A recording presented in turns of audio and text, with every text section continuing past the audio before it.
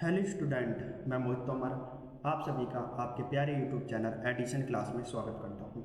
दोस्तों, आज की इस वीडियो का जो हमारा टॉपिक है वह है सोडियम धातु।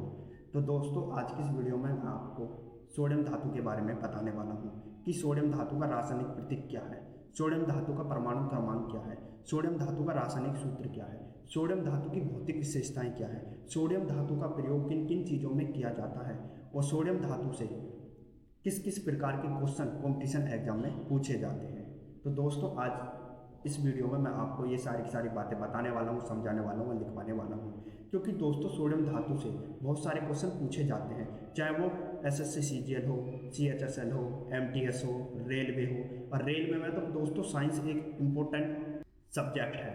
तो दोस्तों, जो रेलवे की तैयारी कर रहे हैं उनके लिए तो साइंस एक मान लीजिए उनके लिए कंपलसरी है। तो दोस्तों, कंपटीशन एग्जाम को देखते हुए ही मैं आज की इस वीडियो में सोडियम धातु के बारे में आपको बताने वाला हूं, और जितने भी कंपटीशन एग्जाम में सोडियम धातु से क्वेश्चन पूछे गए हैं उन सारे क्वेश्चनों के नोट्स बनाकर आज इस वीडियो में आपको बता रहा हूं। तो दोस्तों, मेरी पूरी कोशिश रहेगी कि आज तक सोडियम धातु से जितने भी कंपटीशन एग्जाम में क्वेश्चन पूछे गए हैं आज की इस वीडियो में आपको बता पाऊँ। तो दोस्तों, वीडियो शुरू करने से पहले आप सभी से रिक्वेस्ट है, यदि आपने अभी तक हमारे प्यारे यूट्यूब चैनल एडिशन क्लास को सब्सक्राइब नहीं किया है तो दोस्तों सब्सक्राइब कर दीजिए तथा उसके आगे की बेल आइकन भी प्रेस कर दीजिए, ताकि दोस्तों जब भी मैं नई वीडियो अपलोड करूं उस वीडियो की नोटिफिकेशन आपको सबसे पहले मिल सके। तो शुरू करते हैं दोस्तों आज की इस वीडियो को। तो दोस्तों, आपको पहले तो हेडिंग डालनी है सोडियम धातु। क्या हेडिंग डालनी है दोस्तों? सोडियम धातु। तो दोस्तों, पहले तो आपको सोडियम धातु का रासायनिक प्रतीक पता होना चाहिए कि सोडियम धातु को किससे प्रदर्शित किया जाता है, सोडियम धातु की किससे पहचान की जाती है। तो दोस्तों, सोडियम धातु का रासायनिक प्रतीक होता है Na।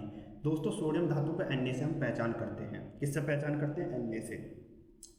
अब दोस्तों, आपको सोडियम धातु का परमाणु क्रमांक पता होना चाहिए कि सोडियम धातु का परमाणु क्रमांक क्या होता है।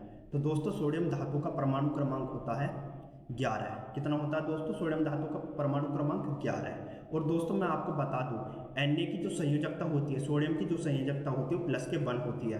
कितनी होती है दोस्तों? प्लस के 1 होती है। तो दोस्तों, आपको ये भी पता होना चाहिए कि सोडियम धातु की जो संयोजकता होती है वो प्लस के 1 होती है। ठीक है ना दोस्तों? अब दोस्तों, आपको सोडियम धातु का रासायनिक सूत्र भी पता होना चाहिए। तो दोस्तों, सोडियम धातु का रासायनिक सूत्र होता है Na। क्या होता है? Na।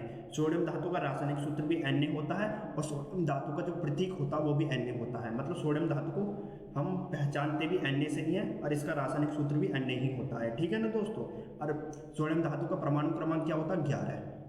तो दोस्तों, आपको ये चीज़ों तो पता चल गई है कि सोडियम धातु का रासायनिक सूत्र क्या है, परमाणु क्रमांक क्या है और रासायनिक प्रतीक क्या है। अब बात करते हैं दोस्तों सोडियम की भौतिक विशेषताओं के बारे में। मतलब अब आपको सोडियम धातु की भौतिक विशेषताएं पता होनी चाहिए।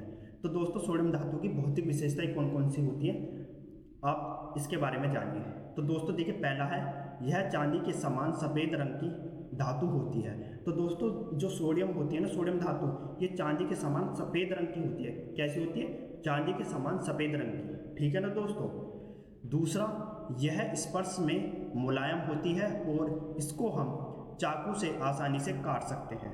तो दोस्तों, सोडियम धातु इतनी मुलायम होती है, इतनी कमज़ोर होती है कि यदि आप साधारण चाकू से आप इसे काटेंगे ना तो सोडियम धातु आराम से कट जाएगी।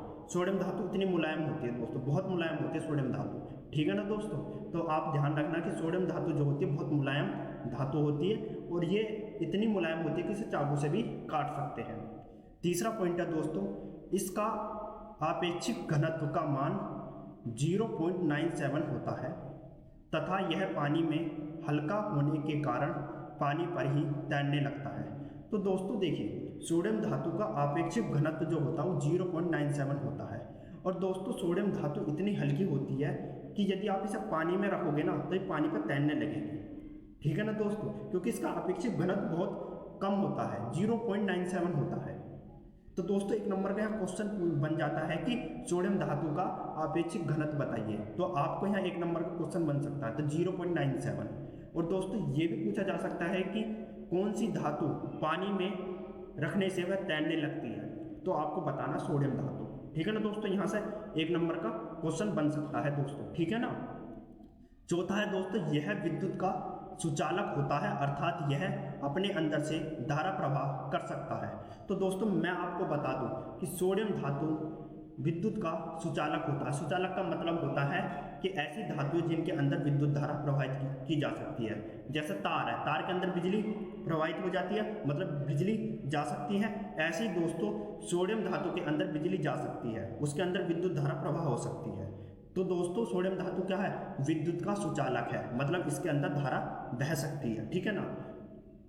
दोस्तों सुचालक उन धातुओं को कहते हैं जिनके अंदर विद्युत धारा आसानी से प्रवाहित हो सके, मतलब बिजली जो है, जो करंट है, वो आसानी से उन धातुओं के अंदर जा सके। तो सोडियम भी उन्हीं धातुओं में से जिसके अंदर दोस्तों विद्युत धारा आसानी से जा सकती है, ठीक है। तो दोस्तों यहाँ से 1 नंबर का क्वेश्चन आपसे पूछा जा सकता है कि सोडियम धातु कौन सी प्रकार की धातु है, सुचालक है, कुचालक है या कुछ और है, इनमें से कोई नहीं है। तो मतलब आपसे यहाँ 1 नंबर का क्वेश्चन पूछा जा सकता है। दोस्तों अगला पॉइंट है, यह धातु कार्बनिक विलायक में विलय होता है। दोस्तों जो सोडियम धातु होती है ना, ये कार्बनिक विलायक में मिल जाती है। कहने का मतलब दोस्तों ये है कि सोडियम धातु जो है ना, जितने भी कार्बनिक यौगिक हैं या कार्बनिक विलायक हैं उनके अंदर मिल जाएंगी। मतलब यदि सोडियम धातु को कार्बनिक विलायकों में आप घोलोगे ना, तो आसानी से सोडियम धातु क्या हो जाएगी, घुल जाएगी। तो दोस्तों यहाँ से 1 नंबर का क्वेश्चन आपसे पूछा जा सकता है, ठीक है ना। अगला पॉइंट है दोस्तों, सोडियम हाइड्रोक्साइड वायु में उपस्थित कार्बन डाइऑक्साइड से सहयोग करके सोडियम कार्बोनेट Na2CO3 का निर्माण करता है। दोस्तों देखिए सोडियम जो हाइड्रोक्साइड होता है, मतलब NaOH, यदि वो वायु की उपस्थिति में कार्बन डाइऑक्साइड से क्रिया कर ले, कार्बन डाइऑक्साइड से क्या कर ले, क्रिया कर ले, तो दोस्तों हमारा सोडियम कार्बोनेट मतलब Na2CO3 का निर्माण करता है। तो 1 नंबर के यहाँ से क्वेश्चन पूछा जा सकता है, सोडियम कार्बोनेट का आपसे सूत्र पूछा जा सकता है, और सोडियम कार्बोनेट किस तरीके से बनता है, यहाँ से भी आपसे क्वेश्चन पूछा जा सकता है कि किस तरीके से सोडियम कार्बोनेट का निर्माण होता है। आपसे यहाँ क्वेश्चन लिखा आ जाएगा कि सोडियम हाइड्रोक्साइड की क्रिया कार्बन डाइऑक्साइड से कराते हैं वायु की उपस्थिति में, तो क्या बनता है। तो आप आंसर लगा सकते हैं सोडियम कार्बोनेट Na2CO3। तो 1 नंबर का यहाँ से भी क्वेश्चन कॉम्पिटिशन एग्जाम में बन सकता है दोस्तों। और आगे आपको लिखना है, और यही कारण है कि सोडियम जैसी क्रियाशील धातु को केरोसिन तेल के अंदर डुबोकर रखा जाता है।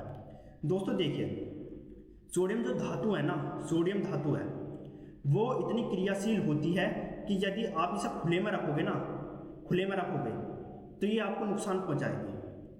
क्या करेगी दोस्तों, नुकसान पहुंचाएगी। इसलिए दोस्तों इसे जो है केरोसिन के तेल के अंदर डुबा कर रखा जाता है, क्योंकि ये दोस्तों बाहर यदि आप खुले में रखोगे ना, तो ये बाहर ऑक्सीजन से क्रिया करके आपको नुकसान पहुंचा सकती है। कैसे नुकसान पहुंचाएगी मैं आपको आगे वीडियो में बताऊंगा, ठीक है ना दोस्तों। तो ध्यान रखना कि सोडियम को खुले में नहीं रखा जाता, इसे केरोसिन के तेल के अंदर डुबा कर रखा जाता है, ठीक है ना। तो सोडियम धातु बहुत ही क्रियाशील धातु होती है दोस्तों, ठीक है। तो दोस्तों आपको सोडियम धातु की भौतिक विशेषताओं के बारे में पता तो चल गया होगा। अब दोस्तों बात करते हैं सोडियम धातु के उपयोग पर, कि सोडियम धातु का उपयोग किन किन में किया जाता है, क्योंकि यहाँ से भी क्वेश्चन पूछ लिया जाता है कि सोडियम धातु का उपयोग किन किन में किया जाता है। कॉम्पिटिशन एग्जाम में यहाँ से भी क्वेश्चन पूछे जा सकते हैं। किस तरीके से पूछे जाते हैं वो मैं आपको बताऊँगा। तो दोस्तों देखिए सोडियम धातु का पहला उपयोग है, इसका प्रयोग कुछ मिश्र धातुओं की संरचना में सुधार करने के लिए किया जाता है। इसके अतिरिक्त साबुन से निकली हुई धातु का शुद्धिकरण और सोडियम वाष्प लैंप को बनाने के लिए भी इसका उपयोग किया जाता है। तो दोस्तों देखिए सोडियम धातु का जो प्रयोग किया जाता है कुछ तो मिश्र धातुओं को सुधारने में, मतलब जो उनकी संरचना है, उनका जो ढांचा है उसे सही करने के लिए किया जाता है कहीं कहीं तो सोडियम धातु का उपयोग। और दोस्तों जो साबुन से निकली हुई धातुएं होती हैं, साबुन से जो निकली हुई धातु होते हैं उन धातुओं का शुद्धिकरण करने के लिए, उन्हें साफा करने के लिए भी सोडियम का प्रयोग किया जाता है। और दोस्तों सोडियम वाष्प लैंप को बनाने के लिए, मतलब सोडियम वाष्प लैंप जो होता है ना उसे बनाने के लिए ना दोस्तों सोडियम का ही उपयोग किया जाता है। तो यहाँ से दोस्तों कई तरीके के क्वेश्चन पूछे जा सकते हैं। जैसे आपसे पूछा जा सकता है कि साबुन से निकली हुई धातुओं का शुद्धिकरण करने के लिए किस धातु का प्रयोग किया जाता है, तो आप बता सकते हैं सोडियम का। सोडियम वाष्प लैंप को बनाने के लिए किस धातु का प्रयोग किया जाता है, तो आप बता सकते हैं सोडियम धातु का। अब यहाँ से एक और क्वेश्चन बन सकता है कि मिश्र धातु की संरचना में सुधार करने के लिए किस धातु का प्रयोग किया जाता है, तो आप आंसर लगा सकते हैं सोडियम। तो दोस्तों इस तरीके से आपसे कॉम्पिटिशन एग्जाम में क्वेश्चन पूछे जा सकते हैं, तो आपको तैयार रहना बिल्कुल। दूसरा है दोस्तों हमारा विभिन्न प्रकार की संख्या डिग्री अक्षांक में सोडियम धातु का प्रयोग किया जाता है। दोस्तों बहुत सारी क्या होती है ना, जैसे आपने नापने का थर्मामीटर तो देखा होगा, उसके अंदर पारा होता है, तो ऐसे ही एक क्या होती है दोस्तों, बहुत सारे ऐसे यंत्र होते हैं जिसमें सोडियम धातु का प्रयोग किया जाता है। किसका प्रयोग किया जाता है? सोडियम धातु का। तो बहुत सारी संख्या डिग्री अक्षांक में भी दोस्तों सोडियम धातु का प्रयोग किया जाता है। तो यहाँ से भी एक क्वेश्चन आपसे पूछा जा सकता है, ठीक है ना। तीसरा पॉइंट है दोस्तों हमारा टेट्रा एथिल लेड नामक एंटी नॉसिंग यौगिक बनाने में सोडियम लेड मिश्र धातु का उपयोग किया जाता है। किसका उपयोग किया जाता है? सोडियम मिश्र धातु का। हमारा अगला पॉइंट है दोस्तों लिक्विड सोडियम का उपयोग न्यूक्लियर रिएक्टर में कूलिंग एजेंट के रूप में किया जाता है। दोस्तों हमारा पांचवा पॉइंट है ग्लास उद्योग, माइनिंग उद्योग और भी ऐसे बहुत से उद्योगों में सोडियम का उपयोग किया जाता है। इसके अलावा पेपर के उद्योग में भी सोडियम धातु का प्रयोग किया जाता है। तो दोस्तों यहाँ से भी आपसे क्वेश्चन पूछा जा सकता है कि गिलास बनाने में किस धातु का प्रयोग किया जाता है, तो आप बता सकते हैं सोडियम का उपयोग किया जाता है। और दोस्तों सोडियम का उपयोग केवल गिलास बनाने में नहीं किया जाता, पेपर के उद्योग में भी सोडियम धातु का प्रयोग किया जाता है। तो यहाँ से भी एक क्वेश्चन बन सकता है दोस्तों कि पेपर बनाने के लिए किस धातु का प्रयोग किया जाता है, तो आप आंसर दे सकते हैं सोडियम धातु का। तो दोस्तों कई तरीके से कॉम्पिटिशन एग्जाम में आपसे क्वेश्चन पूछे जा सकते हैं। तो दोस्तों मैंने यहाँ आपको सोडियम धातु के जो उपयोग थे वो मैंने आपको यहाँ बताने की कोशिश की है, ठीक। अब दोस्तों मैंने सोडियम धातु के ऊपर 2 क्वेश्चन तैयार करे हैं। ये क्वेश्चन दोस्तों कॉम्पिटिशन एग्जाम में पूछे गए हैं और दोस्तों इसी के आधार पर आपको पता चल जाएगा कि सोडियम धातु से किस तरीके से क्वेश्चन आपसे पूछे जा सकते हैं। मैंने ये 2 क्वेश्चन लिए हैं, इसी के माध्यम से आप समझ जाएंगे कि कॉम्पिटिशन एग्जाम में किस तरीके से आपसे सोडियम धातु के ऊपर क्वेश्चन पूछे जाएंगे, ठीक है ना। ये इसलिए मैंने 2 ही क्वेश्चन लिए, बाकी आपको समझ में आ जाएगा क्योंकि मैंने सारी बातें लिखवा दी हैं। फिर भी मैंने आपको समझाने के लिए कि किस तरीके से आपसे एग्जाम में क्वेश्चन पूछे जा सकते हैं, उसके लिए मैंने ये 2 क्वेश्चन ले लिए हैं।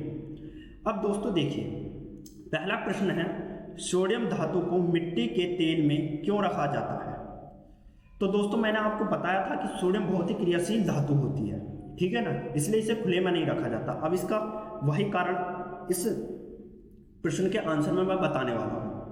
दोस्तों देखिए, क्योंकि सोडियम एक बहुत ही क्रियाशील धातु है, अगर यदि इसे खुला रख दे तो यह हवा में ऑक्सीजन और नमी के साथ अभिक्रिया करता है और इसे बाहरी संपर्क से बचाने के लिए हमेशा मिट्टी के तेल में डुबाकर रखते हैं।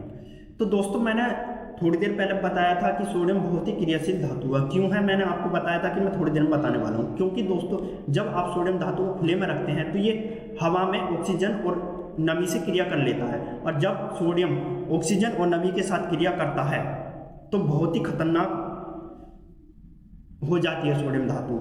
इसलिए दोस्तों इसे मिट्टी के तेल में डुबा कर रखते हैं। तो दोस्तों आपको यह पता होना चाहिए कि सोडियम धातु को मिट्टी के तेल में क्यों डुबा कर रखा जाता है, क्योंकि दोस्तों ये सोडियम धातु जो है बाहर जब रखोगे तो ये बहुत ही क्रियाशील धातु होती है और ये ऑक्सीजन और नमी से क्रिया कर लेता है, जो कि नहीं करना चाहिए, ठीक है ना। तो दोस्तों आपको ये पहला प्रश्न समझ में आ गया होगा कि किस तरीके से आपसे कॉम्पिटिशन एग्जाम में क्वेश्चन पूछा जा सकता है। एक और क्वेश्चन पूछा जा सकता है आपसे कॉम्पिटिशन एग्जाम में कि शरीर में सोडियम बढ़ाने के उपाय बताइए। मतलब दोस्तों आप यदि आपके शरीर में सोडियम धातु की कमी हो जाए तो आप किस तरीके से सोडियम धातु को अपने शरीर में बढ़ा सकते हैं। तो इसका उत्तर देखिए, सोडियम की कमी को दूर करने के लिए सोडियम क्लोराइड की बोतल चढ़ाई जाती है। पर्याप्त मात्रा में पानी पीकर और उचित मात्रा में नमक लेने पर भी इसकी कमी को दूर किया जाता है। इसके अतिरिक्त आप चुकंदर का सेवन करके भी सोडियम की कमी दूर कर सकते हैं, ठीक है ना। तो दोस्तों मैंने पूरी कोशिश करी है कि सोडियम धातु से हमारा जो शरीर में आपसे पूछे जाते हैं उन क्वेश्चनों को मैं इस नोट्स के माध्यम से मैं आपको समझाऊं, और मैंने पूरी कोशिश करी है कि वो सारी चीज़ें मैंने पूरी बताने की कोशिश की है। तो दोस्तों यदि आपको हमारी ये वीडियो पसंद आई है तो लाइक सब्सक्राइब शेयर जरूर कीजिए। दोस्तों आपको हमारी वीडियो देखने का बहुत बहुत धन्यवाद।